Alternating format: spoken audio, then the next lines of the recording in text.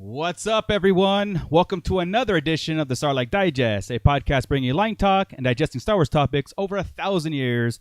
This is episode 83, being recorded on August 12th, 2020, and I'm giggling because I'm waiting for the interruption with the guys, and it's not coming, and I knew that wasn't going to be coming. We never interrupt you. So, what are you talking about? I knew they weren't going to do it. Chris had that stone face. We set our guests up to know we were going to do it, and it got you nervous, so I figured it was got better me. to let it go. I am very nervous. Yeah, I was like, because you didn't make it. You were worried. I seen you. I was worried. We are going to be standing in line to witness season 2 of The Mandalorian. So I'm putting it at 50 days because I don't think we have a start date for The Mandalorian season 2 yet. So 50 days. Confirmed. That's our first clickbait title right there. Confirmed. 50 days from today. 50 days from today. October. We're getting clicks today. So we have a line that we're standing in. That's awesome. We haven't had that in a while. So that's what we need to title the episode. Confirmed Mandalorian opening day, premiere date. 50 days until we'll get some clicks. Done. That's it. That's it. A fly on the wall, Lucasfilm. My sources tell me that. Saying, people. You have zero sources, sir. Oh. See what I did there? Yeah, I did. Zero sources. That was amazing. Right. I am your host, Darth Moocher, and I'm joined here today by Chris, Darth Dad 77. Hey. We got Hi. Scott Solo. Hey, what's up, nerds? We've got Bootleg Joe. Long live the Empire. There you go. And, of course, Ernie and Mike are out today working or doing something other than this, which they should be doing. But anyway, they will be missed. But filling in, we have special guests from the Kessel Run Weekly. We have Cheyenne and Danny joining us today. Hey. Hello. Welcome, guys. Welcome to the pit. Thanks for having us. Wow, we didn't plan that. Yeah, right. Exactly. Should I do another take? That sounded really scripted. I loved it. It's great. But yes, we are continuing our, I guess, cross promoting from other podcasts that we've reached out to, and so they've so graciously accepted to come on and geek out with us because it's Star Wars is a huge world and the fan base is awesome. I don't care. We are on the right side of history of the fan base, and we're on the positive side history on the fan base. So we're continuing that. So again, Kessel Run Weekly Podcast is here. And to jump in real fast, please do. The reason I did reach out to you guys is because we've been following each other shows and pages pretty much since the beginning of Sarlacc. I know. Absolutely. Yeah.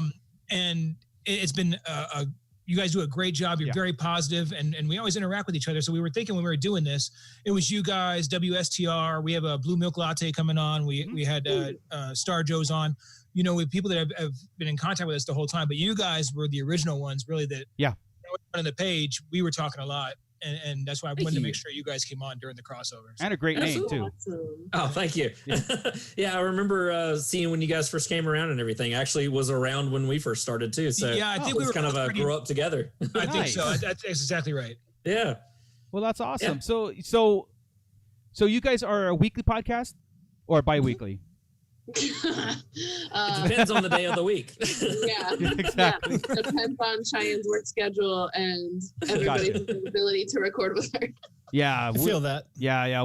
I think we had talked about that one time when starting. I was like, should we do this weekly or should we like build up momentum for every other week and kind of do that? So the bi-weekly's been doing good. Says we have times like this, right, where there's nothing going on. So, but we can't sit in the same room just talk Star Wars for 24/7. I mean, there's not a lack of things to talk about. So, most definitely. Yeah. For the most part, I mean, we have a lot of different things going on with Kessel Run Weekly as far as, so we have our weekly shows that come out for the most part weekly, whenever we can get them out. And then on top of that, we've got Cheyenne's got a special show where she goes through and watches Clone Wars and riffs on that, which is really cool. We've got Twitch that we do. So, I mean, it's kind of just a community of a bunch of creators we've kind of pulled together, and it's kind of grown beyond a podcast, which is really cool. So, Awesome. And you're part of the community, right? And that's the big thing. When you start doing this and start interacting online and people start listening to the show, they start realizing if we're big or not, right? I mean, 1,000 followers, 1,500, whatever the heck everybody's listening to, right? We're part of it, and everybody knows, and that's why you want to stay positive and do cool things. Absolutely. And be a voice out there for everybody. So No, It makes it really worth it. I wouldn't meet you guys if it hadn't been for Kessel Run Weekly. I wouldn't have met half the people that I meet at cons, just like with the confidence to say, oh yeah, I'm on a Star Wars podcast. And then they go, oh, which one? And just like knowing that people care enough to hear what we have to say about Star Wars. Yeah. 100%. Were you guys coming down to Anaheim for a celebration? Was that, or is that you guys were gonna? Cheyenne was. I was. I transferred my tickets. I was gonna get them refunded because quarantine, but then I got called back to my job, so I was like, okay, all right, it's fine. Well, we'll make sure we meet up in 2 years when it's here. Heck yeah. And I'll be there now. I was going to say, now you got time to buy a ticket. Yep. Because that was the biggest thing that got me when they literally turned around. It was like, celebration's over. Oh, by the way, we're doing it in a few months. And it was like, whoa, hold on. Yeah. Yeah. And so, I mean, you got to have time to financially recover from celebration. Oh, absolutely. Yeah, for sure. We're pretty tell me about it. Yeah, we're pretty fortunate living in Southern California that we've had 2 now over here on this end. 3. This will be the third one. This will be the third one that we've had. Oh, yeah. cool. And I think the last year was Chicago, but I did go to Florida's in 2010. I was there when we were there too. The master himself, George Lucas, was there. So I always say that to people. I said, I seen him. He's real. He is real. Yeah. Well, I was in Denver in '99 and I saw Ahmed Best. You did. Oh, there you go. Oh, Yeah, stop yourself.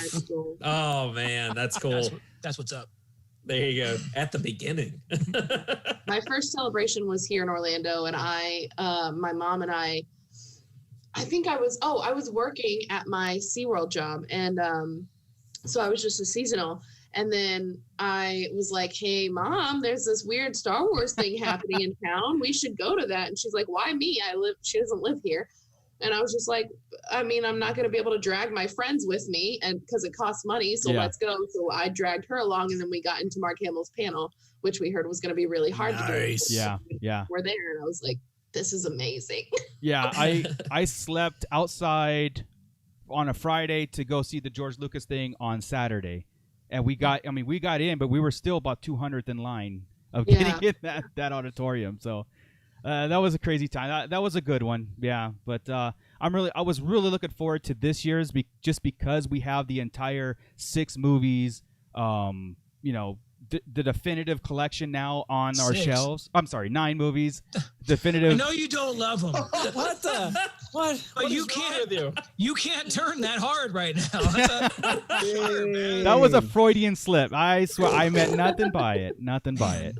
No, but I wanted to go down to our artwork alley and buy all the artwork because, again, all 9 movies in one poster this time instead of here's the 6 plus Force Awakens. It felt incomplete. So I was really bummed that they're not having that. But again, in 2 years, they'll do it. But is it going to be for the return? No, it's going to be a year after return, huh? Mm-hmm. Is it 2023 or 22?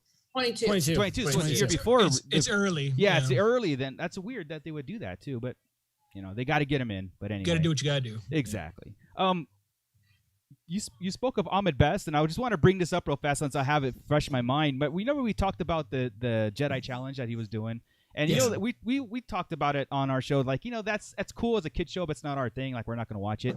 But I do want to point out that on that Star Wars Kids, it's the first off, the highest viewing number of episodes that show has. It's almost reached 1 million per. And I congratulate Ahmed Best and that show just by maintaining. He deserves it. Consistency. Yeah, he does. Yeah.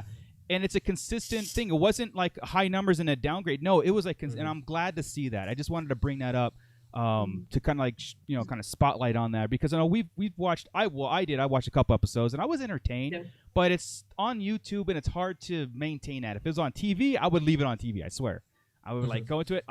Star Wars show, got to do it. Mm-hmm. It's definitely. I got to meet him in Chicago, and he's been an inspiration to me for a long time because Nice. I was the kid that grew up with Jar Jar Binks, and I liked Jar Jar Binks. I still love Jar Jar Binks, but You're allowed. as a kid, yeah. Well, and as a kid, it was because he was the comic relief. I was the target audience. Sure, Growing up, though, I mean, like you see a lot from the character as far as like you see him make mistake after mistake after mistake, and then every time there's some good that comes of it, and it's cool getting that message as a kid and then into an adult, and then getting to meet the man. I mean, he's always been an inspiration to me, and I'm glad that he's got something really good going for him in Star Wars, nonetheless. Yeah. And then when everybody gave him the standing ovation at Chicago, like I was in tears. It was absolutely amazing. Absolutely. So warming. Yeah. Absolutely. Yeah, no, it's awesome, because you know what?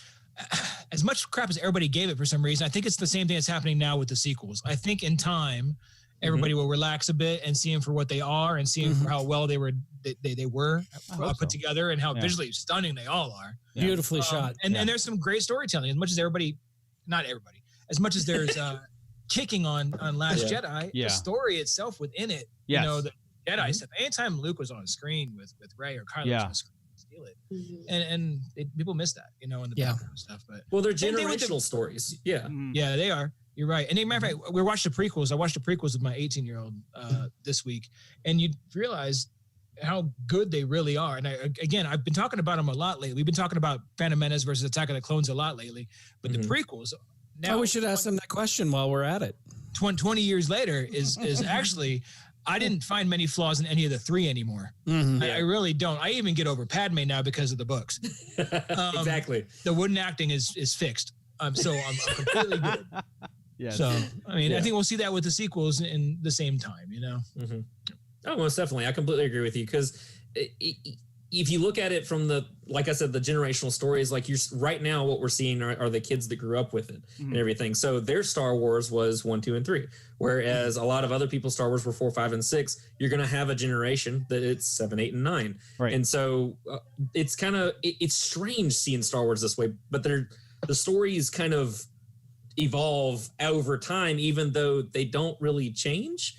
It's kind of, I don't know, but I like Star Wars for that, because it always gives you a different perspective almost every time you watch it. Like, I mean, I introduced my wife to it when we first got married and everything. She'd never seen Star Wars. I was floored. And so you we still did a married podcast her. about That's it. awesome. Exactly. I had hope.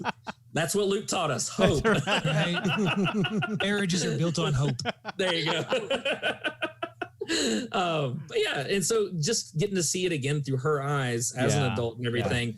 I mean, it was eye-opening to me. I saw a lot of things that I never saw growing up, and it was really cool. In all honesty, it helped build what we have now as a podcast. So 100%. 100%. That's awesome. Yeah. When you have those connections with other people, it's something else. And like I said, we have a ongoing debate with another group out there about Marvel versus Star Wars and everything, right? So I mean, it's supposed to be fun banter, but I just want to bring this up and get it on record and get it out there in the public. Is they were bringing up the toxic fandom, and they were saying that we have to accept the toxic fandom, and I said, well, that toxic fandom lives off of Reddit. And have you ever been to a celebration? I mean, go to a celebration and you'll never see. Yeah, I mean, you get such a life-changing impact when you go to a celebration and you're full of like 50,000 Star Wars fans in under one roof, you know, all in the same wavelength. Just it's amazing, you know. And last year in Chicago proved it to me that Star Wars, as far as the fandom, is still alive because of the toxicity was there. But look at celebration, look what happened, you know, and you just can't forget those things, you know. Absolutely. So, yeah, but and you can't just like throw them out the window either, because it's just I watched the trailer in line for the Millennium Falcon walkthrough set.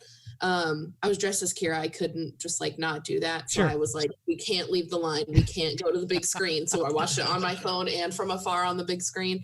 But to hear the trailer itself was already emotional enough, and to hear the crowd reaction from where I was, I was crying in line, and I was like, okay, well, I can't take pictures now. And I was just like, this is amazing. And then in an afterthought, my mom and I talked about it, and she's like, because my mom isn't on Reddit, you know, she's just like, well, I mean, I see posts on Facebook about it, and some people are pretty mean to each other. And I'm like, yeah, Mom, like you don't even worry about it. Don't even look at it. Welcome to the internet. Yeah. I'm like, focus on how it felt to be at Celebration, because that's what it is.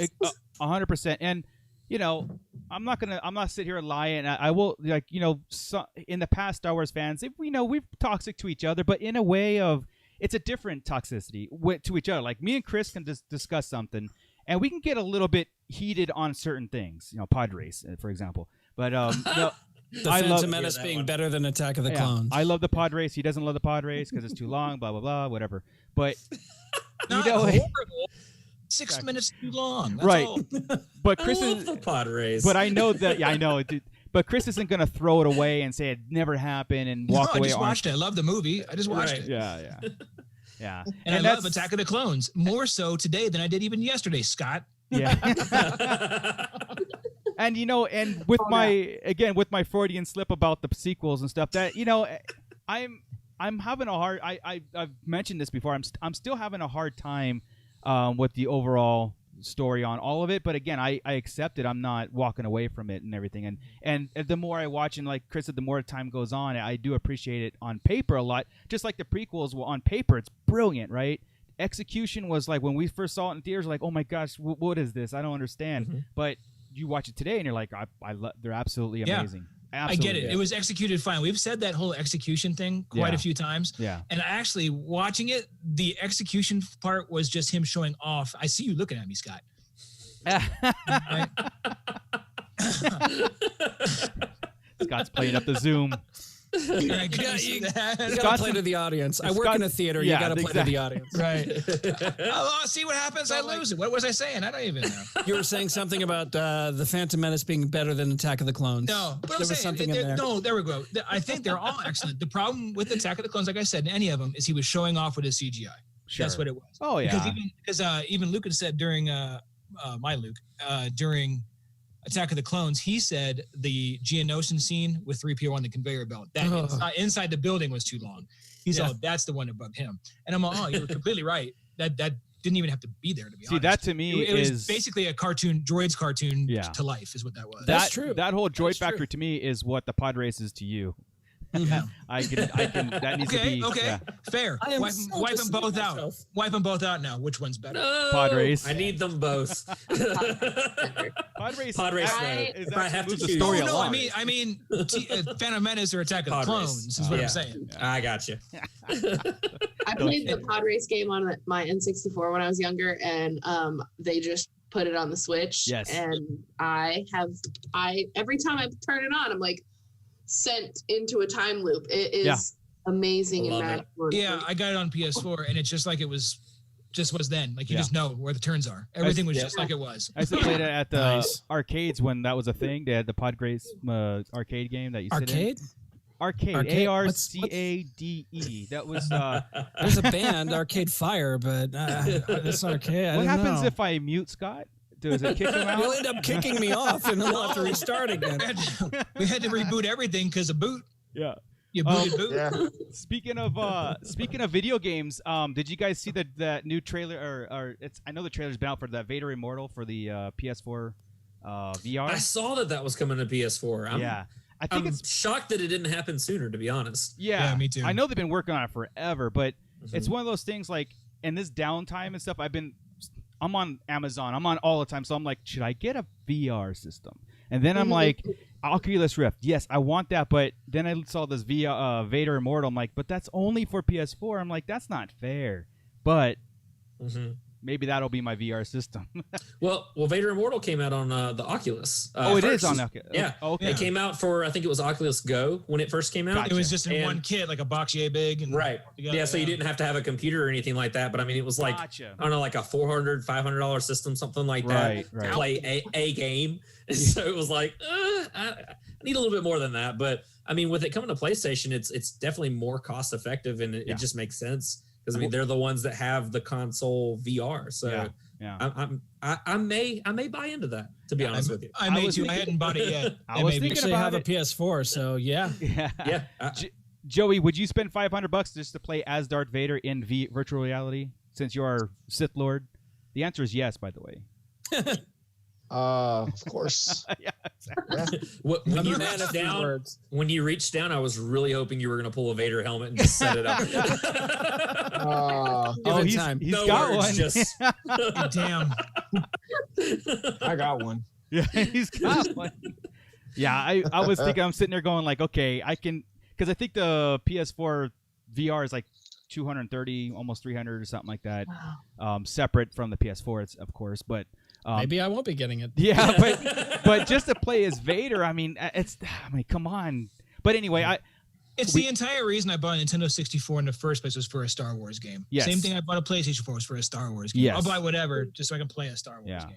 Yeah. Me too. I bought my Switch for Animal Crossing, and then I was like, no, I bought it because they said a pod racing game was coming too. I get more than one use out of it. I bought my PS4 like 4 years ago or something like that, and I've used it twice. And it's a streaming player now. It has all your no. I've used it as a Blu-ray player more than anything else. So because I still have those little round things that you put in to watch movies. Crazy. He's the oldest one. My Xbox into the living room for us to watch DVDs on my TV because it doesn't even have a DVD slide. And I was like, is this what we're coming to? Is this what Yeah, that's Hey, you guys are in different states, right? I mean, I just realized that just thinking about it real quick. I mean, we're all in the same city. Yeah. I mean, I'm obviously not on planet right now, but how did you guys get together for this? How did you guys set that up?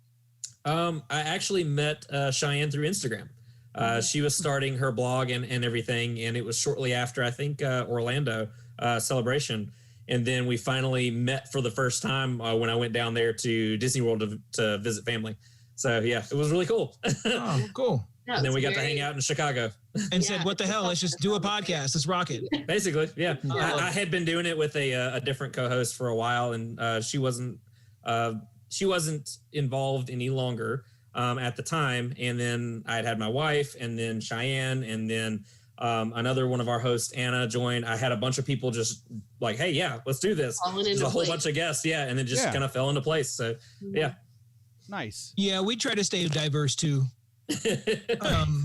On the Sarlacc Digest. Oh, gotcha. Anybody? We look totally diverse. We accept everybody. You want to be on the podcast? No, Okay, yeah. I'm No just saying, vetting. it's awesome that you've got a male and female show because we're a bunch of dudes that have differing opinions, but we've loved to have lately have last week and now this week having female voices on helps us a ton. It does. Because our point of view is I'm very tunnel vision. Yeah. Right? I know what I see and I know what I like. I absolutely value every one of their point of views on Star Wars and everything, because in all honesty, a lot of times it's way cooler than mine. So, they're just a cool group of friends and everything, and I'm lucky to have them as hosts. So yeah, awesome. Danny?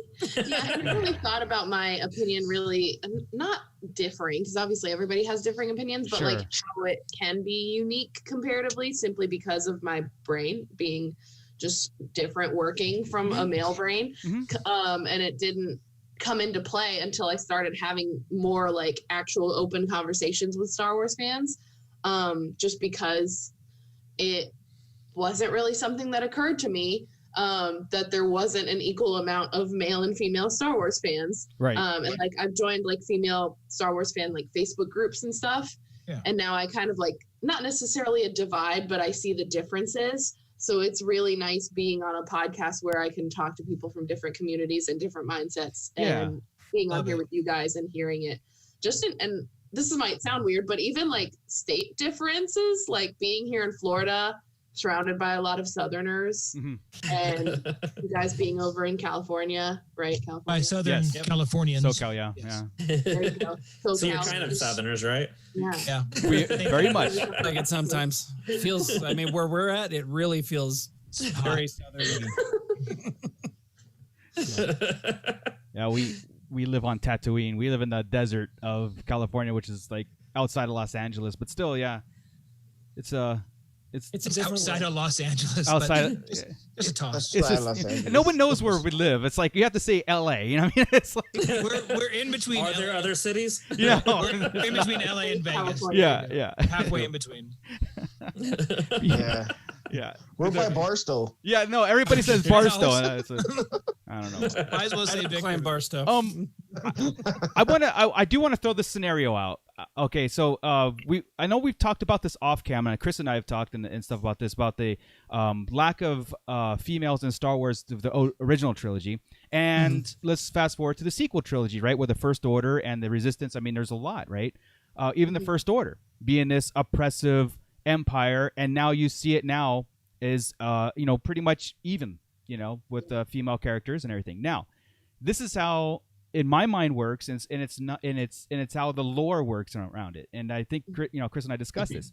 The Galactic Empire didn't like alien races. They were pretty much male dominated, all that stuff, and that was on purpose. I look at it on purpose. I don't look at it like set in the 70s and 80s, which was a Hollywood thing, really. Right. I look at it as a lore thing. And so the books have set that up. Exactly. Yeah, and fast forward to the First Order, where they're kidnapping everybody's kids and are brainwashing them to make this whole thing. But it's also a lesser oppressive government, that they allow female officers and female soldiers and everything in the whole thing, in that. Now, do you guys kind of agree with the lore thing, or is it that it's just the times and the times have caught up to Star Wars? Like you had mentioned generational movies, right? It's different now than it was in 77. Right. Yeah. Right? Or is that more like you're saying? Yeah, I think it's a combination of both. I feel like it is like the times with the movies needing to be more inclusive and open and giving jobs really to people of color and women across the board. But I do agree with the lore concept of the movies from 77, because they created it for that lore. I guess they were able to utilize the actors that they had and the extras that they had for that. And then not only because of the times and the people that created its mindset and saying, oh, let's be inclusive, it was also like, how can we make it fall into the lore? Right. And originally when I noticed that, so for me, it wasn't the Rise of Skywalker, but it wasn't just this moment. But the one that I'm thinking of right now is there's a moment on a bridge where there's a woman of color and a man. And when I saw that, it really just hit me. And I was like, the First Order is somehow taking over the galaxy and being oppressive. And there's a woman on the bridge in command. And it's just and like they're diverse, right? You're just like kind of oppressive. I was like, well, there's also they're a different kind of oppressive. Yeah. They allow them to oppress others. They just get oppressed by the hires. They're allowed to be on the totem now. And they were also kidnapping kids for their force, so I'm sure they weren't choosy. Yeah. So it was just for me, it was like a question. I asked myself that same question. I was just kind of like, so what is this? Is it like inclusiveness or is it lore? And when I thought of it being lore, I thought, well, they're probably over all of these amounts of time, we've seen powerful women like Leia and Padme and Ahsoka, us ourselves as audiences, but also the people in the Star Wars galaxy have seen these powerful women. So somewhere in there, a powerful woman has agreed with whatever the First Order and the Empire was doing and was like, let me in. It's probably Phasma. Phasma being one of them specifically, especially with Hux, Dad Hux, not Father Hux, right? Yeah, Brendel, and that was where it like fell into lore for me. Is somebody along the way was like, I got this, and it was a woman, Yeah, because I always like to think of it as, again, yes, today's social commentary is very important, and I get that. But when it comes to Star Wars, it's funny how like I could sit there and put it into a lore perspective. You know what I mean? This is why in Star Wars we know what the whiteboard says in the story room. Yeah. We know all that. Right. But it's lore. Once it's on film, in a book, or on comic, I don't care how it was there. It has to make sense. Like where it goes. Like, we're not going to argue it, like, as far as, like, oh, my God, I see this. No, it has to make sense, right? It has to be, again, if it's not black and white in front of us about, like I said, the diversity of, you've just put the women in the First Order, but we say, that's why, because the First Order is different than the Empire, and like I said, they've opened up their ranks, and they've opened up the stuff, so. They had to feel different than the Empire because they don't have the power the way that Palpatine grew it up. Yeah, right? And they're less English. Like Danny mentioned, they had to kidnap kids to build an army. Partially had to and want to, right? It's correct. A double-edged sword. But their officers and everybody else, you'd figure, since they're not the Empire, nobody's running to the First Order. The First Order is behind the scenes, right? Yeah. So they are taking everybody too. So they're less oppressive, but they also see the value in everybody else. But they also just need heads. But still less run aliens. by Palpatine. Yeah. Still run by Palpatine. Yep. But he knows it has to look different. He knows it can't be run the same as the Empire right now. I like that. Right. If it's a carbon copy, then they just say, "Hey, that's the Empire." And that's the Empire. They took it over. What did we fight? What did we fight for? Blah blah blah. But still less aliens too. There's no aliens. No aliens in the First Order. Just the one. And so humans must really dominate the galaxy. Yeah, just Thrawn. Yeah. So they must really dominate the galaxy if they're gonna just kidnap only human kids, and to create the First Order soldiers and stuff. So that tells you a lot about it too. That the aliens are still the minority in Star Wars. Can I ask you guys a question? Yeah, please. Sure. So speaking of Thrawn, I adore him. And what I would love to know what you guys think about the concept of him, how Palpatine just like let him be a part of everything because I know it's because he was good at his job, but like, what do you guys think? I think personally that he kind of sensed the importance in Thrawn and knew he was going to be a piece in the Empire. That he was going to be an important piece in this whole scheme. That's why he let him in. He also had something he needed. He needed information about the unknown regions, and he had that in with knowing Anakin, right? And knowing that he's had a past before. But since the Force doesn't do anything by mistake and nothing is a coincidence, the fact that he met Anakin prior during the Clone Wars, and he came back around again to the Emperor's throne room, right? In this room right here. Right. They met right here. That room, yeah. That at that point, the Emperor knows this is part of the Force. Right, I have to listen to him, or not listen to him, but bring him in and make him. It's better my ally than my enemy, and he's too important for me to let him go. So that's how I see Emperor. That's how I see the Emperor with Thrawn. I completely agree. That Thrawn is not a force that you really want to go up against. Like, he may not have resources, but just wait, he will. Yeah. You could kill him, but that'd be a waste for him, right? Yeah. He has stuff the Emperor needs, and he knows Thrawn makes the Seventh Fleet is so much more formidable at this point because of Thrawn. Yeah. I've said many times, if I had a boss, I want my boss to be Thrawn. I want to work for him. Right. I told my son today, I said, because he started reading it today after we watched the trilogy, this fool comes in here and grabs the Thrawn book and starts reading a Thrawn book. Right. And I said, watch what he does. I said, his management style. I want all my management style after Thrawn. Besides Michael Scott and Thrawn. It's a combination. There you go. Right. There you go. Hopefully more Thrawn than Michael Scott. No, it's I want people to be afraid of how much they love me. Yes. Yeah. I look at it a little bit different. I don't really look at the Emperor looking at Thrawn as a force thing, like a destiny thing, right? I almost view it like how he viewed Tarkin. Tarkin was a magic master strategist, and the way he came up and everything is almost like, I got this guy so the other team won't, because I think that if Thrawn left, I do see that too. Yeah. I mean, I think, and I think we might have had this discussion too. Is if the Empire didn't pick up Thrawn, or Thrawn wasn't in Tyson Empire, would he be working for the Rebellion or some other? I don't think the Rebellion would give him anything he needs. He's here for a reason. Or like he's a on third mission, faction right? or something. Yeah. Well, what's Thrawn's deal? Like, even in the second one. Sorry, the second one. Shoot. Oh, poodoo. Criff. I messed it all up. There we go. Sorry. And again, lost my train. Can we rewind this 10 seconds? Can I go back? You can. I was in Thrawn's second book. Thrawn's I don't know usefulness. why. Usefulness to the Emperor. I lost where it was. Forget it. Let's go. Well, I mentioned that would he be working for the Rebellion if not for the Empire? No, Okay. That's why. Because they're not doing anything. He's on a mission. That's where I was. Right. Okay. He's on a mission. He says he's always on a mission until it's complete. Right. Okay. He's not going to jump around and jump ship. He's here for the Empire because the Empire has what he needs. The Rebellion doesn't have the firepower he needs. Plus, the Empire is a threat because of the Death Star. And he's keeping an eye on that too, because he doesn't want anything that going anywhere near the ascendancy towards his homeworld. Right. Because he's got that figured out. He knows there's a super weapon out there, even if he doesn't know the name of it. Yeah. And it's dangerous. And he knows it now. He knows the name. He knows everything. Right. So yeah, it's too good for him. He wouldn't go to the Rebellion because he's not here to save anybody but the chicks. Okay, The Rebellion's about saving everybody else. Right, but what about after the Galactic Empire failed twice on this small band of rebellions that destroyed both their secret weapons and killed their Emperor and Vader and stuff? I mean, Thrawn's still alive at this point. I'm just throwing hypothetical. Oh, afterwards? Afterwards, you know. I mean, it wouldn't be the Rebellion anymore. He'd join the New Republic. Yeah, I always see Thrawn also chasing the challenge too. And if he's at the highest point and just coasting through space, you know, with no challenge, he'll get bored and do something else. Join the third faction. Now we say join. That's a big join, and I know they've done it with Nadine and everybody, but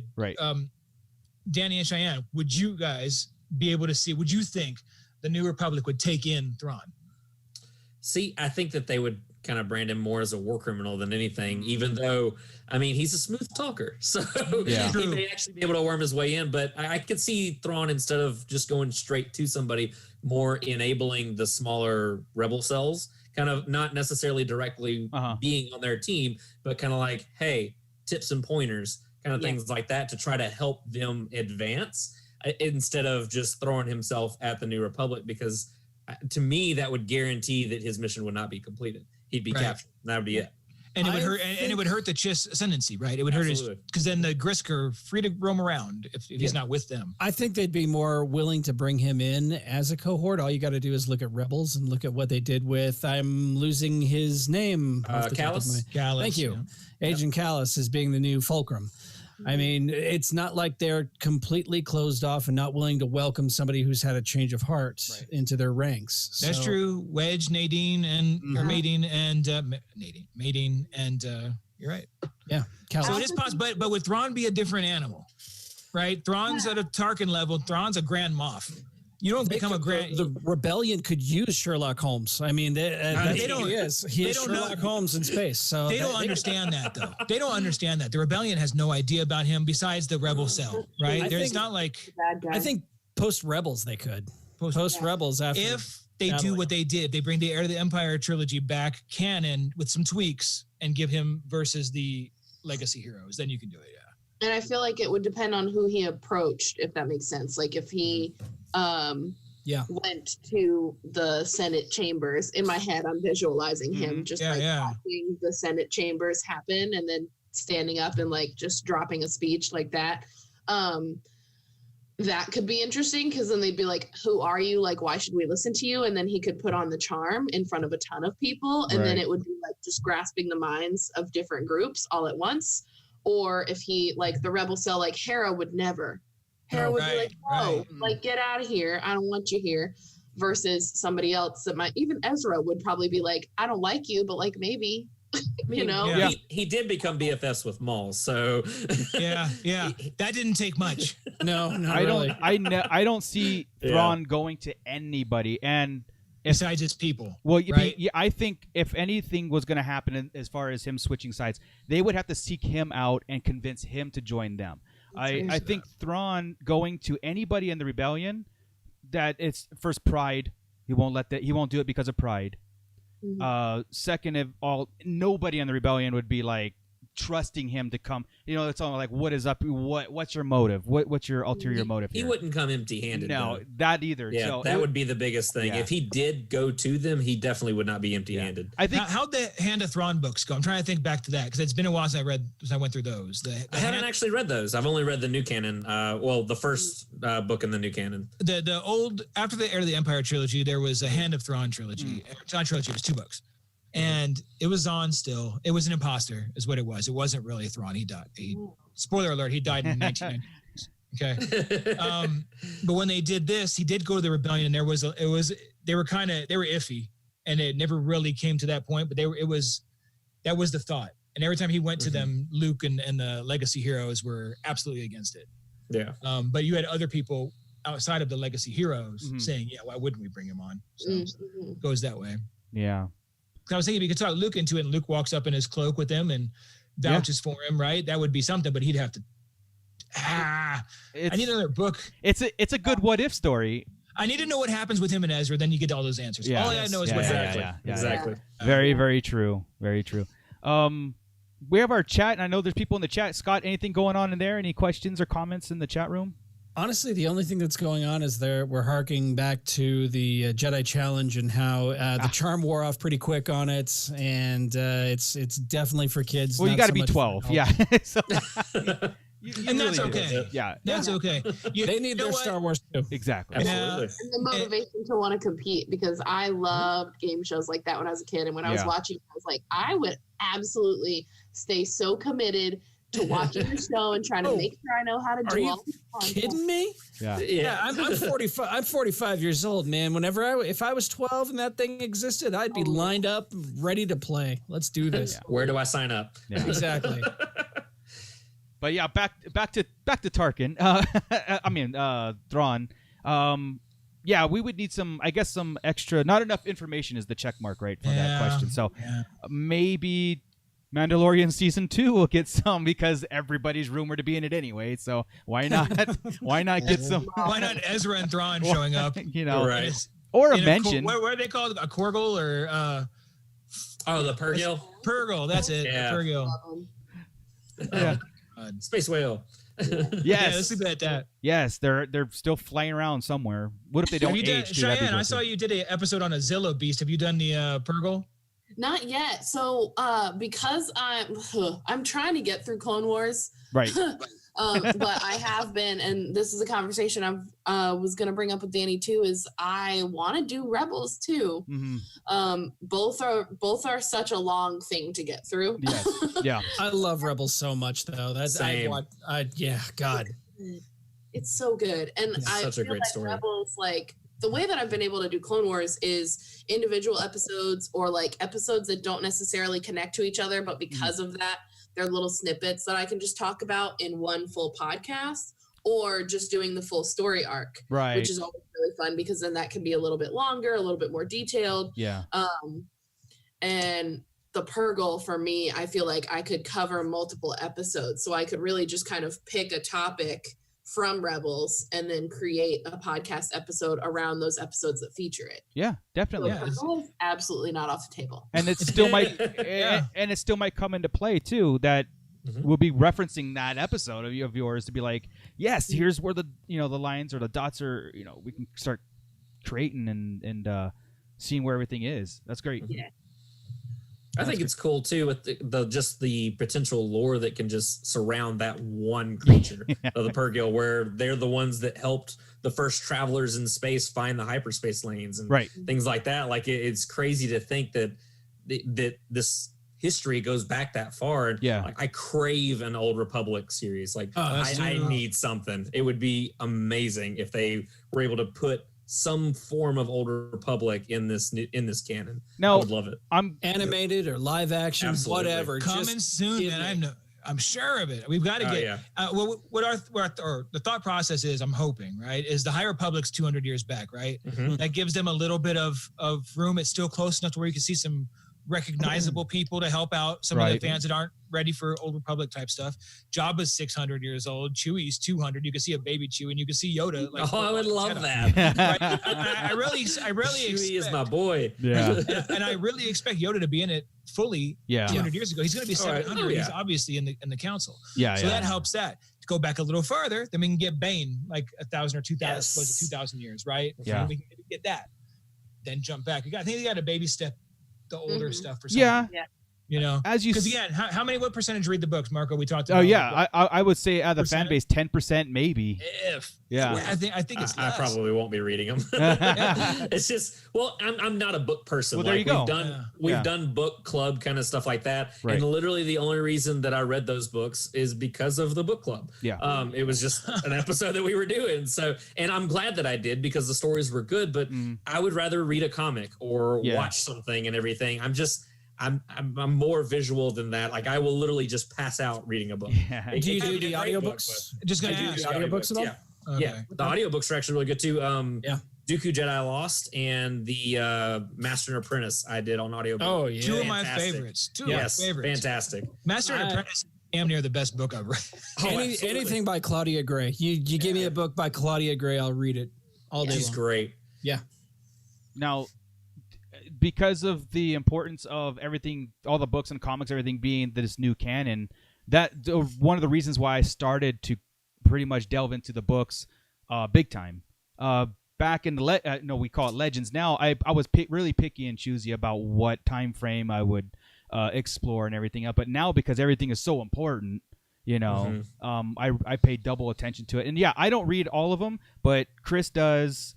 Scott does, and they pretty much give us like the review and everything. And I'm trying to create like this timeline of events, because again, everything from 2015 is all canon at this point, even commercials. So if Yoda kills a Jedi in a commercial, that happened. You know what I mean? So At a Taco Bell, which makes Earth canon. So, So okay, we're talking about audiobooks here. I am now, sorry. I am now 3 hours into the Afra book. And he just changed topics. I did change topics, kind of changed topics. Whoa. We were talking audiobooks. Yeah. I just can't get into it. I know I've read the comics, so I know what's happening. I know what's going on. But Chris and I were having this conversation today. It's one thing to read her inner monologue on a page, and it's another to hear her complain about life in a whiny way. It's like Rose on the TV. It's like Rose in the movies and then Rose in the audiobook. No, Not that bad. No. Okay. Rose in the book was bad. Rose in the book was Rose in the movie doesn't bother me at all. Right. Rose in the At book, all. on the other hand, it's like, oh God, please stop. Please just stop saying dummy. Dummy. Right. Yeah. The I did not know 18 that times. Fantastic. yeah. The Afra book, though, I mean, they've taken this comic series and they've turned it into an audio drama, which is great. There's different actors playing different characters, and that's great. There's sound effects. Is it a new story?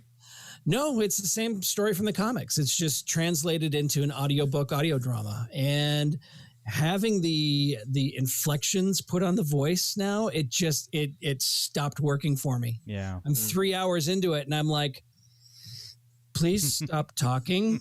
Please let somebody else take the. And I love Dr. Afra. That comic is That great. hurts me. Yeah, I liked them too. Yeah, but I do BT and 000 though. They're great as always. Oh, they're fantastic. Yeah. See, I like her in the Vader series. I haven't read her comic, right? Her run, but like you said, Scott, it's just the reverse, right? It's so you have the Vader spread, the Vader series, and then you have Dr. Afra, which is her point of view of it. They intertwine in the comics, and they're not intertwining in the book. So But they do. Vader goes off to talk to Boba Fett, and in the comics, it's like, oh, next issue is Darth Vader number whatever. Right. So you're reading what happens next. Oh yeah. You don't get that in the audio drama though. So you don't get the scene where Darth Vader finds out that the You're only getting You're only getting her Yeah, side. you're You only- don't get the revelation of Luke Skywalker is the kid who destroyed the Death Star. Mm-hmm. And But is it in it? You're talking about Vader's revelation it's where not in it. where the glass cracks. You're Yes, talking about that? You don't Yeah, get that was that. a great scene. Yeah, it was a beautiful scene. It But is, you and I don't- get why they didn't, because it's an Afra, and that would have taken it to a more of a Vader story again. I think But I I could think see that where it those would two feel stories disconnected. intertwine. Exactly. It feels like they're no longer connected. There's no And point of that's- references of like a time of events either in that. It's just totally her, what she's going through, and gotcha. Yeah. So shopping. So far, I'm and- only 3 hours into it, so maybe there's more. I don't know. I mean, you can tell time of events because it's Star Wars. Sure, right? sure. We know where we're at. You can headcanon broad that. strokes. Yeah, we know where we're at. See, I was hoping for a brand new story. I didn't realize it was a rehash of the comics. Yeah, it's just that's the kind of comics. disappointing to me. Yeah. Yeah. It was disappointing only because I'd read the Vader side. I guess I'd be really ticked if I'd read the Vader and the Afra and then got the audiobook, right? Because And then only got half the story. Yeah. Right. Yeah, true. That's kind of how I felt about the Phasma comics that came out between Last Jedi, where it was literally had nothing to do, didn't add to the story, and it was like, well, great. Well, there's 6 comics I can't get back. So. Dude, they did that with a lot of stuff, right? Everything that came up. I was thinking all these books and everything. What was the Resistance Reborn? Yeah. Right? Mm-hmm. Oh, I'm like, set me up with this story with Poe and everybody. Oh, there's Wedge and there's Nora and there's everybody else. And nothing. Yeah. And all you get is nice flying, Lando. Stop it. The only ones that have been really knocking out of the park is the Vader and then the Star Wars in between Empire and Return and A New Hope and Empire. Those give you Those some meat. comics are good. Yeah, they give you some meat and story, but the Vader ones nail it. I mean, What's your favorite one, Danny? I Your like run. the Charles Soule Vader run. I haven't read the most recent ones and everything, but that one where it ends with him on Mustafar and all that kind of stuff, dude, it was freaking killer. Like it added so much to the lore. I mean, I was able to. I think we did probably 2 or 3 episodes on it. Honestly, just talking about just the implications of a dark side realm almost and everything. Like it was just. There was so much that was just really cool with it. I love when Star Wars gets into the weird and strange and stuff. Like that's Star Wars for me. Yeah. You know what? And Rise of Skywalker was the closest it's come because they do the weird and strange really well in Clone Wars and in Rebels, right? I agree. World Between Worlds. I'm not sure how that would work on screen, but we kind of got it, right? The mirror. I need realm more in the Death explanation Star. of that first. Yeah. Right over here in the closet. I keep the mirror dimension realm. Right. It's been here the whole time. Nobody knows. Right. It's a big deal. Everybody's talking about it. Yeah. I love the concept of like endlessness in Star Wars. Yeah. Everything- Of course. You wouldn't think that would work, but it worked a bit on film if you understood what it was. But as far as they go, like you know, couldn't just throw that in. you can't be on more. I couldn't see. Well, shit, I could have seen. That's twice.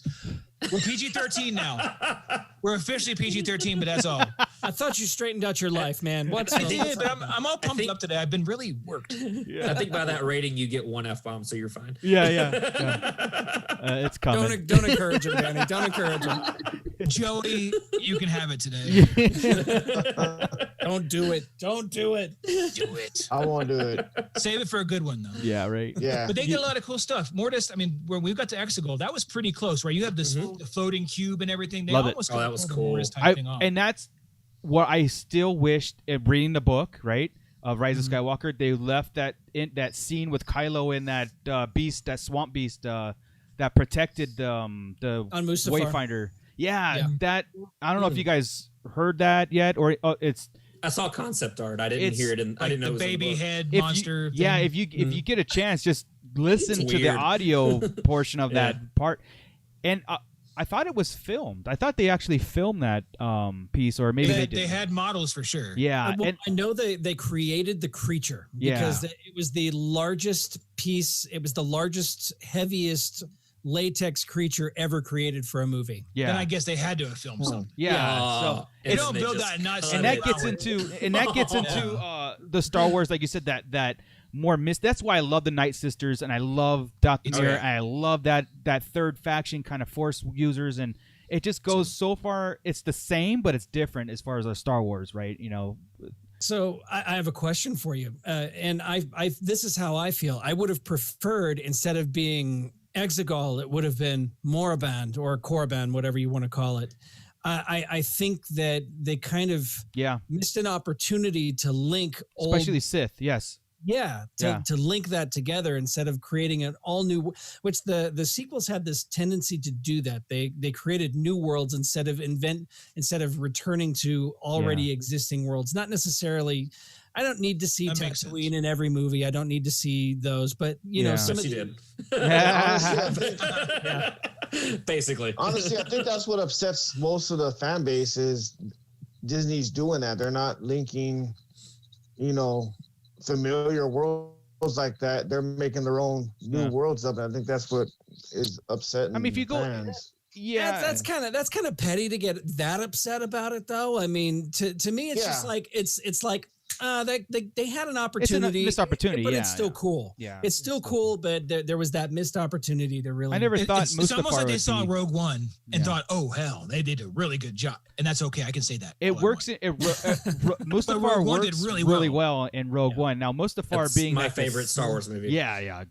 But Mustafar That's my being number like one. this ancient Sith thing with secrets and dark sideness, I would very prefer Korriban or / Moraband. But Well, to the adverse side of that, though, like I feel like it being Exegol and not something that a lot of deep lore people or big Star Wars fans like us know Korriban. Like we know of that. We know what that means. But if it's Exegol, it's something mysterious. It's something new, different. Yeah. It's like, okay, well, what are we going to get? Because if it's like, oh, we've arrived at Korriban, it's like, well, we know what we're getting into now. Yeah. And it's kind of like, this is what I'm expecting. We need a lightning planet. Exegol. Either way, it kind of leaves you wanting more. It does. If it's I can Korriban or if it's understand Exegol, either way, the type of Star Wars fan I am, I'm going to go out and I'm going to find as much information on that planet as possible. See, look, Scott. And where I'm at, Exegol is cool. I'm good with Exegol. Oh yeah, Exegol is really cool. But I'm sorry. I'm just saying Korriban would have been a great tie-in for future content because Bringing in Old Republic stuff, it would make 100%, and then you can, sense, and then you can tie that in at the end of or Rise of Skywalker. And then we'll have our 20 years from now when we have Old Republic films. There's Korriban and what that means, and or maybe now it's Exegol. Maybe now we're getting Exegol as the ancient Sith. It could be. Who knows? They've already established most of that, haven't they? Through most So Old Republic brought in Korriban. Didn't they go there? Where'd they go in Rebels? Clone Wars. It was Clone Wars. They went there. Did they go to Morabon, right? They George Lucas changed it to more, but same planet. Right. So it's already established that it exists. I think the Exegol piece is cool because it's in the unknown region. Yeah. That's the key. If it was already on a known Sith planet, Luke would have found it. Sure. You can't hide on a Very planet. true. Very true. It's a good point. So, And I know that this could just be because I live here, but you also can go there in the new Star Tours segment that they added after the sequels came out. Yeah. So it's pretty cool. Yeah. It is really cool. I feel like they were probably like, we need a cool planet. And they were like, hey, what about Morbin? We already have that. And they're like, not cool enough. Yeah.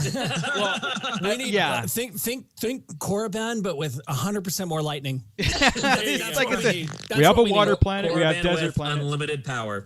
Yes. It makes sense. Like that's why it's all nasty looking. Yeah. I have no complaints about Exegol. I love Exegol. No. I love the concept of it. I love that it's in there.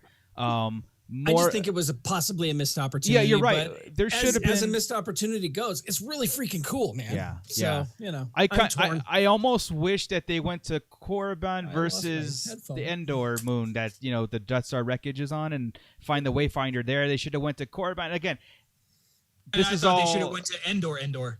Yeah, exactly. With the Ewoks. I want to see Wicket involved. We had this whole Chief We Wicket did. thing going on way before we ever saw Wicket or Warwick Davis involved in this. Yeah. It was like they were going to find that ship. Definitely the Death Star is definitely on Endor. Mhm. Chief Wicket's going to help Leia. We're all going to cry. That would have been so cool. That would have been awesome. I don't know that I could have handled Wicked in danger again, though. Like that would have been my only thing. It's like, I swear to God, you kill him, I'm rioting. No, I think he would have been charged the whole thing and rocking it. He would have been all right. Yeah.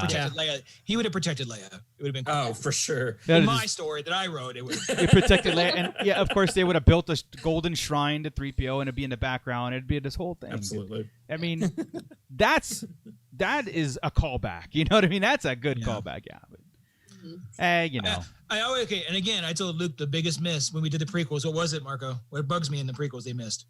God, Come on, tell me, I'm lost. Yoda going to Dagobah. Oh, They yes. should have- Yeah. Obi-Wan should have taken him with baby Luke, dropped his butt off on Dagobah. That way in Empire, when Luke says there's something familiar about this place, He's been there. have an answer. That's the one thing I think Luke is hosed up. That he totally had a chance to fix. I left Revenge of the Sith expecting to see that, and then when I saw the deleted scene later that Yoda went there on his own, I'm all, who didn't think that Obi-Wan should take him? I hate it. I'm so mad. That's it. He's no longer a fan. I watched him this week. That's why I'm worked up. Before the prequels, before the sequels, like I say, Chris and I we've known each other since we're 18 years old, and we had Star Wars as a common thing with us. Wow, that's a long time. Star Wars was our connection for our friendship, and that's what we would talk about. We'd go to each other's house and we would talk about those specific things, because we had nothing to go by. The prequels were just brand new and stuff, and we'd be like, why is Yoda's hair out of place right here? There's something he was, it's the Making weird stories. Exactly. Because there were like 8 books out at the time, and we read them all, so we knew everything, and we were the only ones that knew everything. Yeah, and exactly. we would only argue with each other.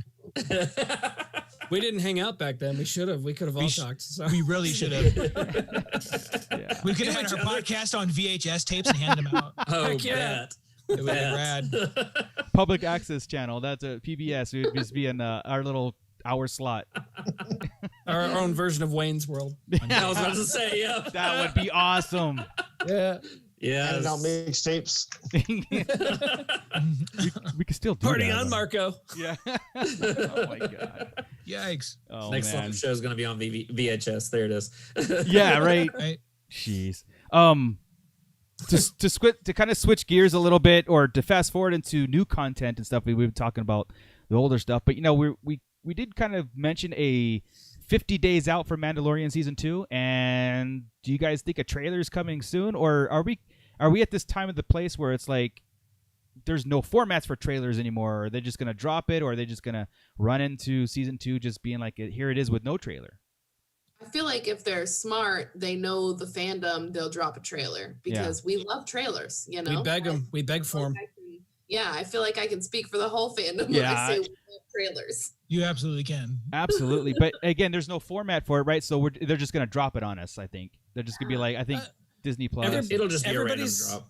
Yeah. Everybody's at home. Everybody's watching TV. Why not? I mean, you don't really have sports anymore, but we still do have TV shows that are going on. They could absolutely do, tonight on Dateline, if you stay tuned for the second commercial break, you've got the Mandalorian season 2 episode. Trailer.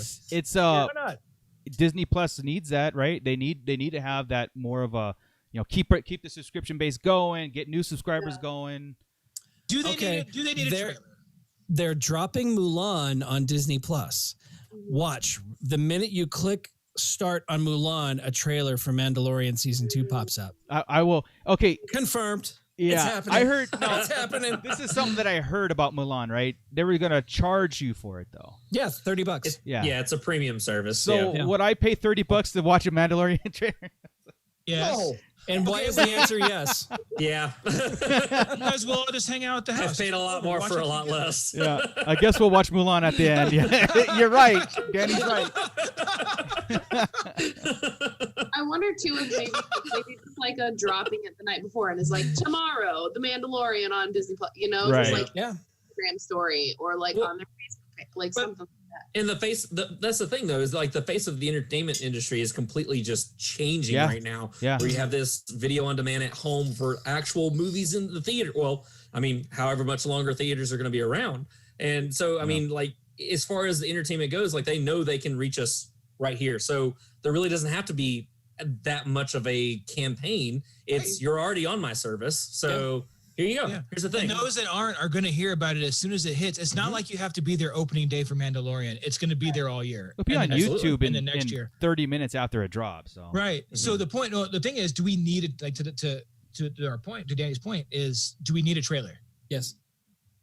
I would love a trailer. Just because it's going to be random. Do we want? Yes. Oh, does Disney need to send? They don't need a trailer. Okay. Well, this is what Chris, it goes back to a conversation Chris had, in our little chat thing was like, you had kind of mentioned that Disney Plus is offering, or they're at this lull, and it obviously for obvious reasons. Right. So nothing's going on. Yeah. So I would argue, yes, they need a trailer. I don't think they can go without it because they need that. It doesn't cost. It's not going to cost them to edit up a trailer if everything is being filmed and all that stuff, right? And their format is Disney. I don't want to see it. I don't want any of these cameos confirmed. Right. What did we really see? Because then we'll just do the whole episode in our head, Right. We saw a couple shots. We had no idea what was going on. Yeah. We went into The Mandalorian thinking that IG-11 was going to be upset. The rumor was that Mandalorian and IG-88 or IG-11 were partners. Right. Frustrated. IG-11 would get frustrated knowing that people would think they were Boba and 88. Right. That never even came close to happening. Right. There were so many things that we didn't know from this. What did we have before? I don't even remember. Was there like a 1 minute trailer, 2 minute trailer? Yeah, there was a thing that they showed, and it was just very action small reel. Yeah. It was like an action. Yeah, exactly. It was just a little reel that offered no insight on the plot because they didn't show the child in it. You know what I mean? That was like episode 1 at the end. I mean, that changed the world. That changed the world, by the way. Oh, yes. Absolutely. A bunch of shooting and pinging and yeah.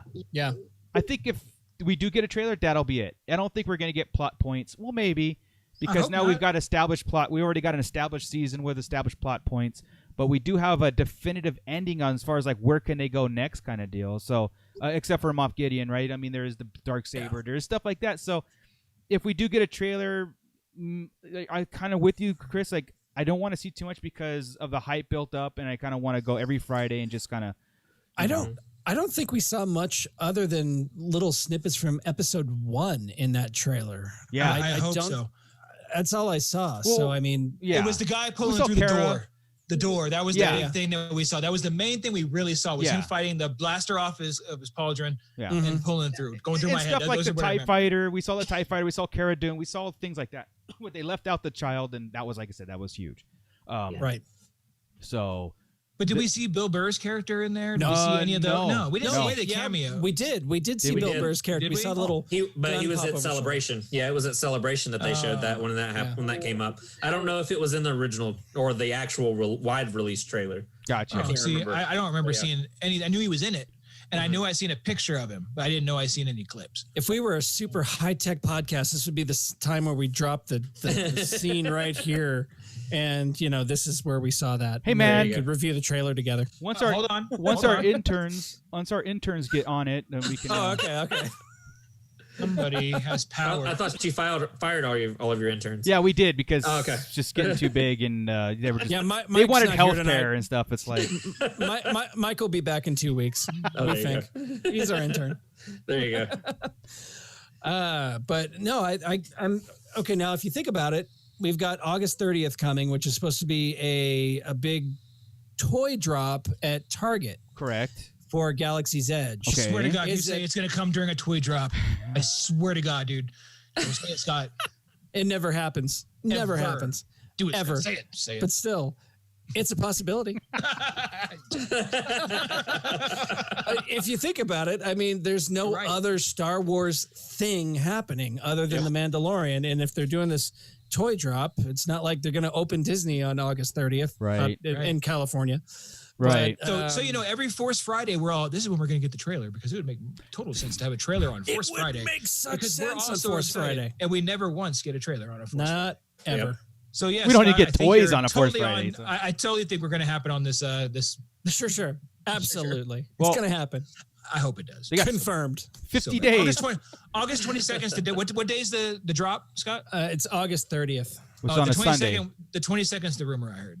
Okay. That's for the trailer. Saturday, huh? And I think I heard the premiere date, the rumor premiere 7th? date is October 7th. Yeah, I heard the 7th also as Yeah. a possible confirmed date. Confirmed. Possible confirmed. That's why I just say Totally. October. Our inside sources say that October 7th It's September 32nd. October You guys are really 7th. connected. There's so many confirmations this time. Yeah, right. Yeah. You're Well- awesome. Actually, there's something to talk about real fast with you guys. Sorry, Marco, I'm taking you. No, off please track do. here. Please do. We've had a We've all been discussion interrupting lately about. I know we're horrible with him. And normal. It's because we love him. That's We cool. came in at the same time, and you're like us. You just put out the facts. You talk about stuff, and you do things. You don't put out clickbait stuff. All of us can jump out there and get maybe not a million, but 100,000 followers pretty quick. If we would go out there and say this is confirmed, and Yeah. put out Oh, yeah. and all this, right? We all know the magic words. Right. It's like go. Integrity is not that word. Right. Exactly. And we've had a talk. I said, is there a point where we have to play this stupid game? And it's come down to no, we're not going to play it. But it's Right. like, wow, how do you beat people? Right. Not beat them, but play in the same sandbox as them when you're not playing Yeah. with the same toys. You would think like the people who go after news and stuff wants real news and real things that are going to happen versus the whole Right. speculation community, because I think that's where the fan base split is where everything was hyped up so much on things that they wanted to see on screen, and they built it in their heads that it was 100% Absolutely. real, and then Yeah. when it didn't happen, they got pissed. Sorry, they got mad, and it's like Disney's like, This we never works. told you it was happening in the first place, and it's you Exactly. guys that making stuff up, and then when it doesn't happen, you get mad that it didn't happen. Yeah, there's like angry headcanon fandom, and then Yeah. there's I'm just here to enjoy it kind of Yeah. fandom. Yes. And I we feel sit like there and do like, hey, they should have did this, or it would be better if they did this, but at the same time, we're like, we got what Right. we got, and that's cool. I mean, too. ultimately, it's their story. Yeah, So, absolutely, yeah, of Yeah. course. criticism is still like it's half the fun. Yeah. You know, Yeah. you get to find the counterpoints and the points you want to make, and you Mhm. enjoy it, and you create the story in your head, and you're like, that's really cool.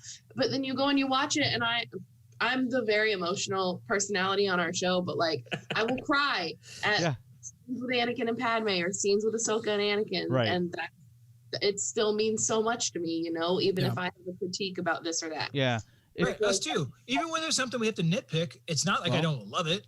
I'm Mhm. telling it has Right, something right. it knows. That's Well, all. Think about It's like this. you got a hanger. We all love Ewoks, right? We think Star Wars without Ewoks would have been horrible, right? At this point in our lives, we were kids when they came out. But look, if you go back and look at the reviews and stuff about Ewoks back then in '83 when the movies came out, it got destroyed. They said it was the worst Star Wars film ever. Empire was destroyed in some of the critiques. Yeah, all that stuff. But and these, like I said, the people that are our age and they're saying like Star Wars destroyed and stuff because of coulda, shoulda, woulda stuff. It's like Danny said, you didn't write the story. We're not in charge of the story. We just consume it and we put it in its place, and we're fandoms. We're fanatical about it. You know, you take the good with the bad, and you just enjoy what you can enjoy. You put it in its place and you move on. Exactly. If you don't like it, I love all of Star Wars except for the lightsaber throw over Luke's shoulder. Yeah, I agree. I still stand by that. I agree, but didn't Rise of Skywalker make sense of that? I know it was a jab at Rian Johnson. Yeah. It was a direct jab. But at the same time, it was Luke learning. Again, this is how Luke learning that he disrespected that, and it shouldn't have been something that he did to force Rey to leave and stuff. It should have been handled differently. And that's it's like, yes, that's a direct jab to Rian Johnson, but at the same time, that's Luke learning. It's the evolution of the character. He says right after that, I was wrong. Right. Problem solved. Right there. Once you become a Force ghost, it's not like you have just a minute to think, right? They don't have time. You're right. They exist in a certain point of view. They exist in all moments at the same time. Yeah. So when Luke's looking at Rey, he sees her at every moment he's known her, which isn't much. Right. So like when Qui-Gon would look at Obi-Wan, he would see him as a Padawan and as an older man. He would see all that. So he learned. He's gone back in time. He's went and seen things. He probably saw the whole Obi-Wan and Anakin raising up deal and learning about the sabers and stuff. I mean, it's kind of neat. So he learned his lesson. For a second, real quick. Yeah. I don't think that it was necessarily a jab at Rian Johnson. I don't know, obviously, the ins and outs of the conversations that were had between the two. Sure. And this film story. I agree.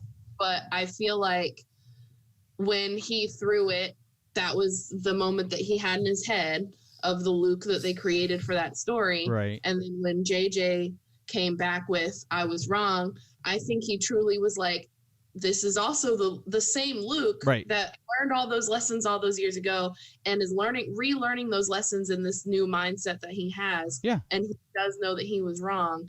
And rather than it being like a jab at the act of throwing it over the shoulder, it was more of you have to accept that even I can act on a whim as the Jedi that I am. Which is totally in Luke's character. I'm not the guy that gonna go out and defeat the entire First Order with a laser sword. He's told that to Rey, and he learned it from Yoda's when Yoda came back and talked to him and said, like, the biggest thing that you haven't learned, Luke, was failure. You have to pass failure on to your Padawans also, because that's how they learn. And I mean, he howled and he blew up the Death Star. You know, he was like, haha, here I am. Well, that's exactly what it is. It's like at that scene, I remember looking at Chris, and when Luke said that dialogue, I go, that was directed at Rian Johnson. Okay, but at the same time, you're right, like 100% right. That's Luke saying that and realizing that he shouldn't have done it. But also, I'm on Danny's page.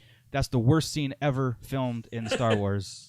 I just could you not just throw it to the side? No. Like, that's my only thing. How about just give it back to her and tell her to leave? No. I mean, what's the worst?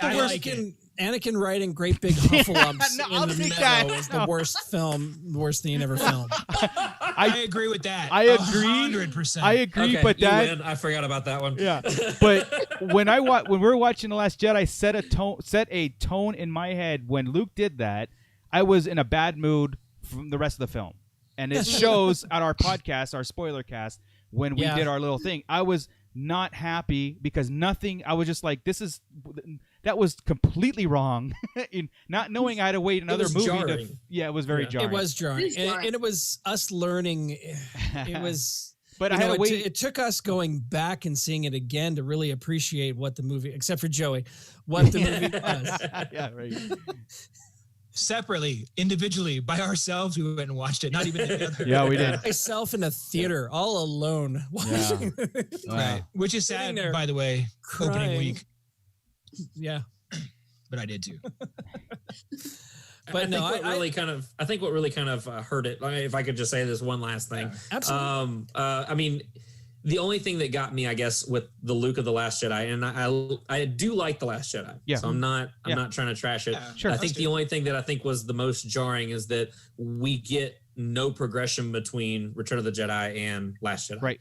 We basically don't see him in all of Force Awakens until like the last 30 seconds. Right. And then all of a sudden, the audience is expected to believe immediately that we're to this Luke.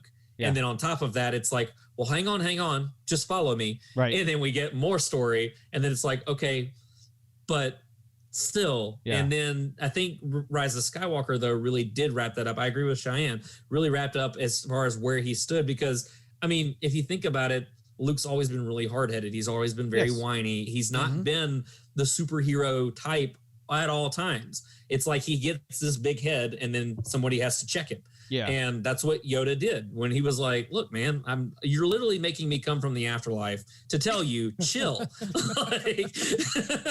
So, and then from there, we get a different Luke of, oh, well, now I know what I need to do. Yeah. And then so his mindset's completely changed, even though he sacrifices himself. Yeah. But it's completely changed and he's a different person. So we get literally in those two movies, A New Hope Luke and Return of the Jedi Luke, all right there in one. Yeah. I agree with that. The 33 years in between movies hurt. That were fast forward to the hero. I mean, from Return of the Jedi, and then fast forward to the Luke now that he's all distraught and run away and all that stuff. I mean, that's what people have the biggest problem. But if you, like you said, if you just stay and follow along through the ride, you'll understand why, and it kind of goes back. It does a 180 on it. But and I've heard you both talk right here, right? Cheyenne mentioned how old was he when? Okay, I'm not going to go through the whole episode for a topic explanation, right?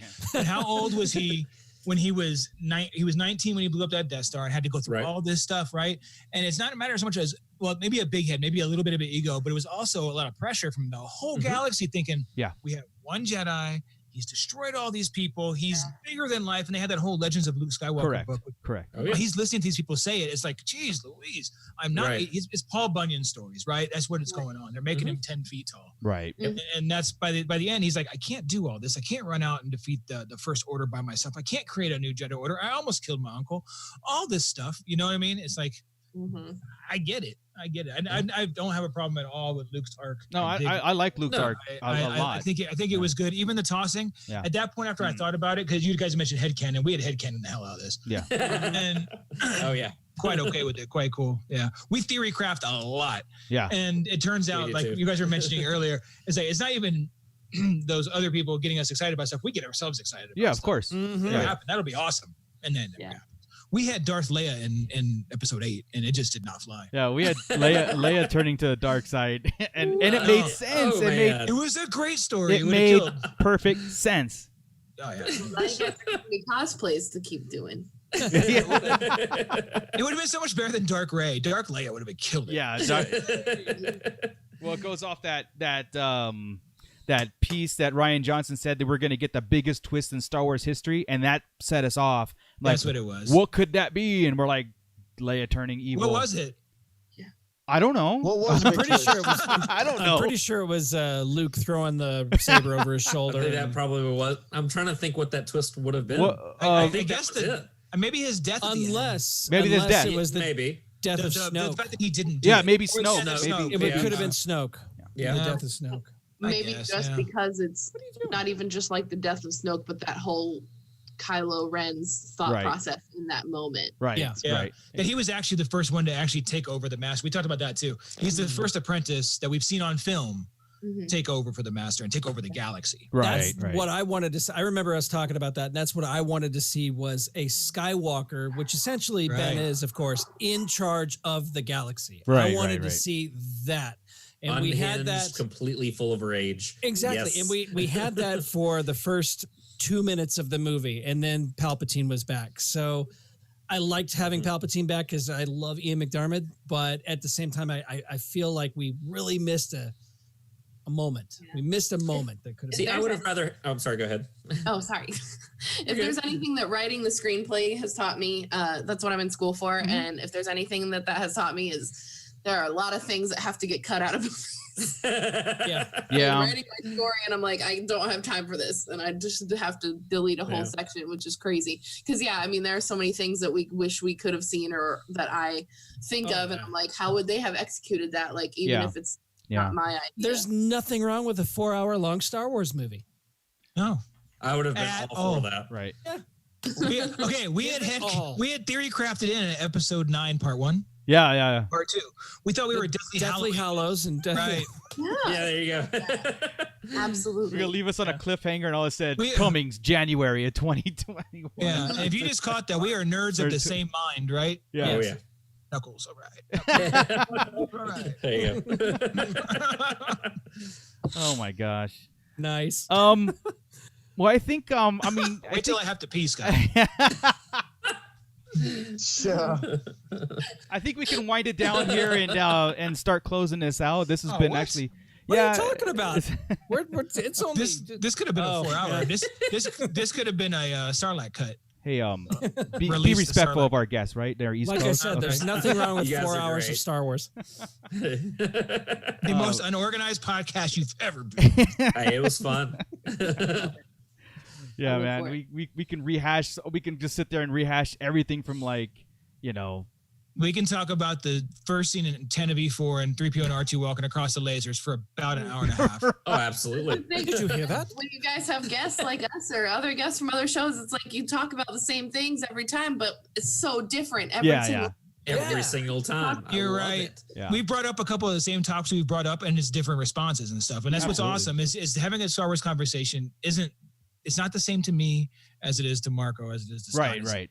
Everybody has got their own personal Star Wars. Even though we're all super fans and we're friends, and we can discuss a lot of this stuff. It's a completely different opinion on whose favorite is what, who's a Jedi, a Sith, a Imperial, a Rebel. You know, I mean, we're all different favorites and flavors and everything. That's why Star Wars rocks. Yeah, it's a whole galaxy, and we get to choose our people and and the only thing that we all agree on is we want more of it. Yes, For sure. Yeah, For sure. Yeah, so that's Without a doubt. I cannot wait until we see anything from Kenobi. I cannot wait to see anything from Cassian. Yes. You know, like Mandalorian, it's here, it's coming, and we know that's coming. But like knowing just other things that are happening, and hopefully like this whole outbreak and what the world's going through doesn't slow that down. And that is being a little selfish because but you know what?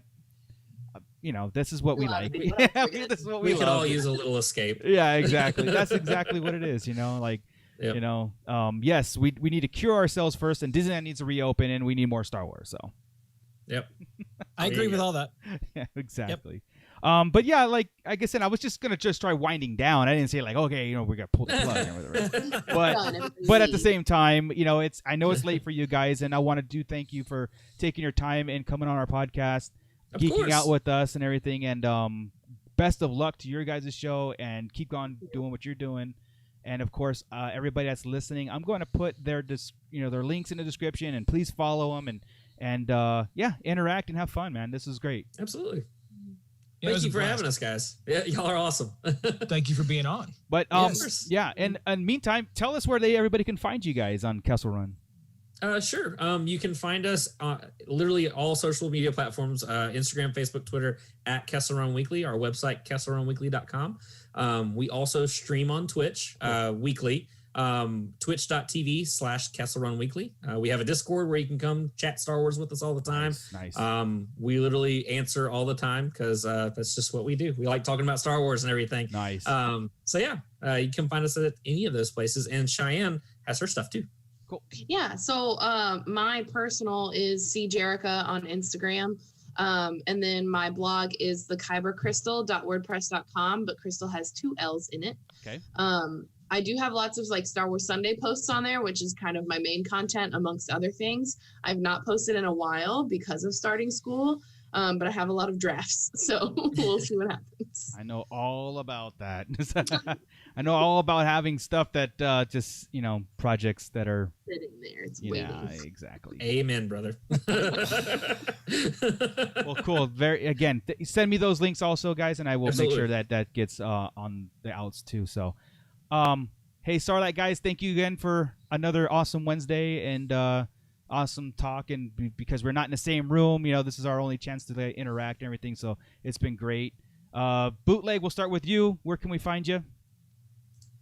You can find me here at the Sarlacc Digest and on Instagram at bootlegjoe_760. Cool. And I got I'll play winner on Mortal Kombat back there. I got winner. Chris, where can we find you, man? Speaking of projects that haven't got off the ground in a while, you can find me at Hot Topic Podcast. 8 months to be exactly since the last one. I know. Yes, I know. I saw the same thing.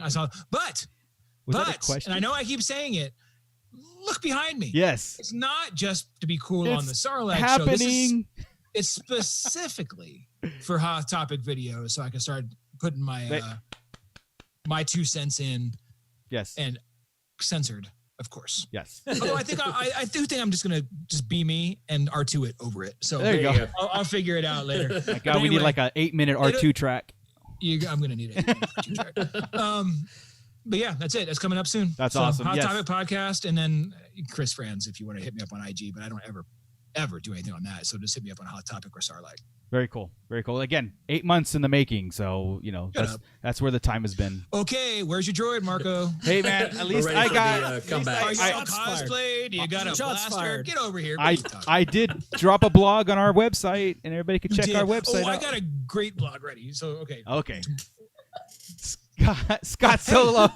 This whole adventure with my boy, I told you, was awesome, and it's going to be a blog. Cool. That's awesome. That's phenomenal. great. I can't wait. That's Honestly, awesome. can't wait. Everything else, I can't do anything else. I'm lazy. Scott, where you been? Scott, you're up. Okay, you can find me right here on Hot Topic. You can also find me on. I'm sorry, I said Hot Topic. What's that all about? Yes, you Sarlacc did. Digest. One of these days, I'll be a guest on a Hot Topic whenever it returns, if it ever returns. Oh, I can do guests now. You can. Hey. So yeah, you can find me and my boy Rusty here on the Sarlacc Digest podcast and Nerd Tunes. Kevin and I are getting together doing a couple of Nerd Tunes episodes next week. So Cool. Finally, we were supposed to do it this week, but life of a graphic designer is not a easy road to hoe. So Not lately. Not lately. Not lately. It No, I got hasn't so many been. projects. Yeah, exactly. It's not as in a normal society. Now throw this in there. Oh, I know, but I got some great stuff in the works. I can't talk about it still. Right. Damn it. I'm not talking.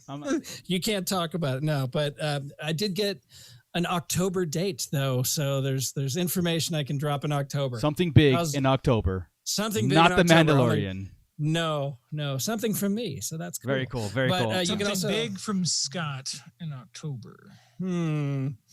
Halloween, maybe? I don't know. But you can also find us in our Facebook group, Sarlacc Digest Central, where we all interact with everybody and have fun and post a lot of cool crap. We do. That's a fun group.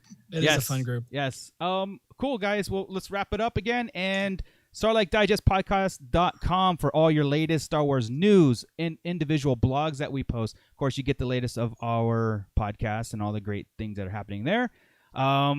Make sure you add the word podcast, because other words you go to some weird site. Yeah. I don't know what that's all about. Somebody Who wants us to knew? pay for our own site. And then you're Clowns. stuck for 1,000 years. That's right. Exactly. You are stuck there for 1,000 years. Yes. But with there, we have all our links to our Patreon and this awesome mug that I've been drinking out of. You can get your very own, of course. What? Yes. That was product placement. What the hell is that? Jamie's mugs. Exactly. Mugs. There we go. We do. Yes. Joey, show us your socks. Yeah, Show Joey, me you got your socks on. Oh, man. I ain't got my socks on today. You can get Sarlacc Digest socks, shirts, bags, everything else. Yes. Every dime helps us get these awesome sets that in the back of Chris. That's a set. That's not a green screen. That's a set that we built. I had to come up here. That is a lie. All right, guys. Well, thank you very much. Everybody out there, stay safe, please. Thank you, chat room. Thank you, everybody in there. Don't forget to subscribe and hit the like on all the videos that we drop to make sure that you don't miss anything that's coming up, because on our YouTube channel, it's not only going to be just for podcasting. We actually have a lot of things in the works, and they're in the works that are coming actually sooner than everybody thinks they are. So stay tuned for that, and make sure you subscribe. I don't believe you. I like the challenge. The best day to do a video was 3 months ago. The next best day is tomorrow. It's tomorrow. It's always tomorrow. I don't like them. Can I join your guys' podcast? Like, weekly? Do you guys need someone? Anytime. Come on. We're about to lose our showrunner. Who's going to run this thing? I can't do it by myself. We've seen that. I got that on audio. I got that captured. All right, guys. All right, let's get out of here. All right. Later. Keep it nerdy. All right. And you guys